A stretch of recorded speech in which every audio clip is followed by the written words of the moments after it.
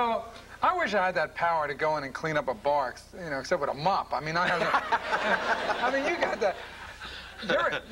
When you do all these, even in the film, I would think, gee, I'd be worried about doing some of these moves. Do you use a stuntman? I mean, oh, yeah. Yeah, you got to use my brother is the stunt coordinator. And I've knocked him out 3 times, and I broke his leg once, you know. I did a movie called Eye for an Eye. And the opening scene is where my partner's killed, and I chase the guy up the stairs, and we do this fight scene in this room. It's 4 stories up, and my brother plays the bad guy.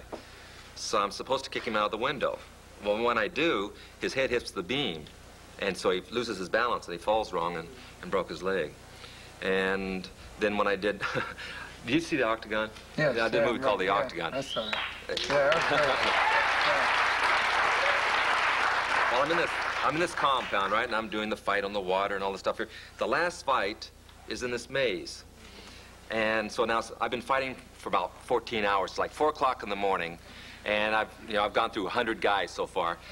And this is the last fight. And the director says, it's a 4-man fight, so the director says, well, let's finish it tonight. Everyone's exhausted, so we sent the 4 stunt guys I'm going to fight home. 2 minutes later, he comes back and says, no, I've changed my mind. We're going to do it right now, before it gets light. So I got my brother there and 2 other stuntmen, but the guys that I had choreographed the fight with is gone.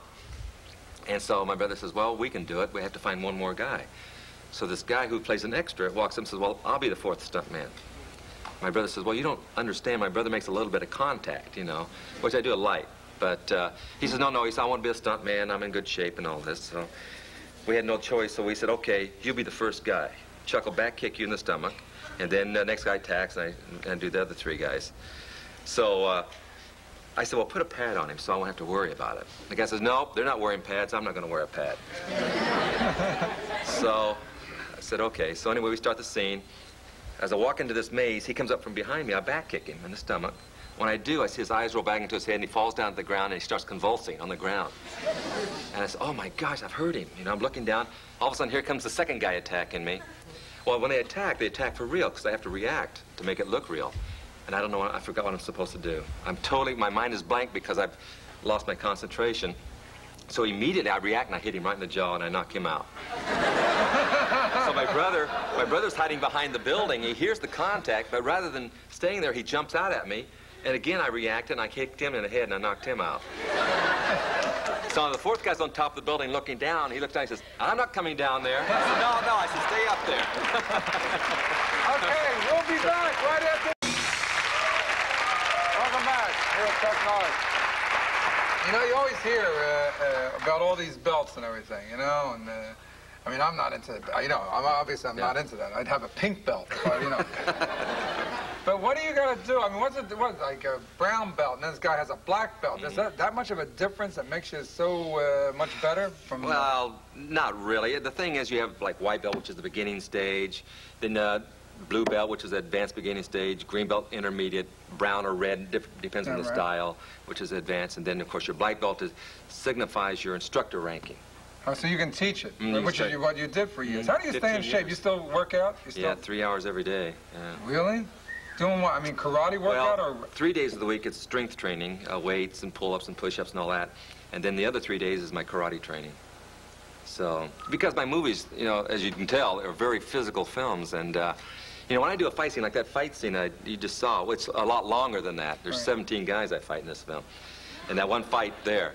But it took us 4 days, 14 hours a day to get that fight scene done. So you can realize how many kicks I threw in those 4 days. You ever rip your pants? No, I wore stretch Levi's. I was wondering, you know, you got that rip. I did that once. Yeah. I was working out with Bruce Lee years ago before he went to Hong Kong. And so we worked out in his garage. So one day I went over, and I had these pants on. And he used to make all these dummies to kick and punch. So I had this one dummy with a head that would rock like this. So he says, kick the head. You know, and I go, geez, I don't know, my pants are kind of tight. He said, oh, go on. So I kicked, and I ripped them all the way up the back, and they fell right to my ankles. I mean, completely ripped right off, just completely tore up. So now I wear stretch pants from now on. What was, you know, in the first movie you made with Bruce Lee, and I remember seeing the Return film, of the Dragon. Return of the Dragon, he beat you in the film. Now, in real life, how do you think You and Bruce Lee, did you ever? Well, you know, that's an unanswerable question, because the thing is, you don't know until you do it. The thing, I was a fighter. I fought, you know, for years. Bruce never competed. He never fought professionally.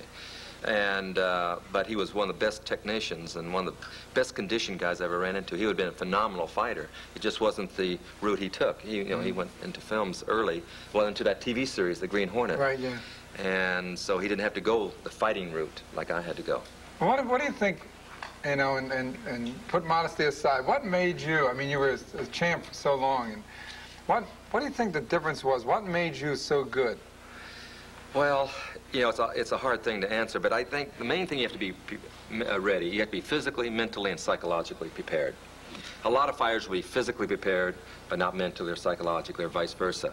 And what that means is, physically means being in the very, very best shape you can possibly be in. Mentally means that you have the intellect to know what the weaknesses of your opponent is. What is his weaknesses? How can you penetrate his weaknesses? What are his strengths that you have to watch out for?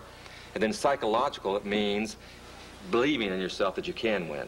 A lot of fighters, it's amazing, would go into the ring and you could see in their eyes that they weren't going to win. And so you've got to have that belief in yourself that there's no one that can beat you. They do, of course. I've lost too, but you don't want. But you go in there believing that you can win. I always felt personally the edge was always how much money you had in your wallet and were willing to give to avoid, you know. In karate, there's no money. There's no money in it. And then, of course.